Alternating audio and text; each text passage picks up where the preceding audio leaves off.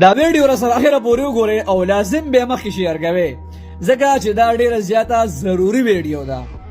पेशावर में थाना रोमड़ की हदूद में धमाका, मुफ्ती मुनीब शाकिर इस वक्त हलाक हो गए हैं. ان داسې غلام میډیا بایکاټ پکار نه دی چې دوی یو عالم دین شهید شوی دی او هغه ته هلاک وي. ان هلاک خلک کافر د بار لیکي، مسلمان د بار نه. او بیا مفتی صاحب خو یو عالم دین دی، روزه په خولي د روزي مبارکه میاش کې او جمعات ته روان دي د مازیګر مونږ د بارا او بیا د جمعات مه ته شهید شو او هغه ته دوی هلاک وي. نو تاسو ماته وایي چې دین غټ د بغیرته خبره بل کومه ده چې زمونږ د قام مولا پس دوی خاندي امیان خو چې کوم دي لکه د خروس مو پشان دی غږی زمونږ د قام مولا پس چې کوم دوی خاندي نه داسې میډیا مکمل بایکاټ پکار دي چې تاسو ورته شهید نشي ویلې اجازه درته نشتا یریږي.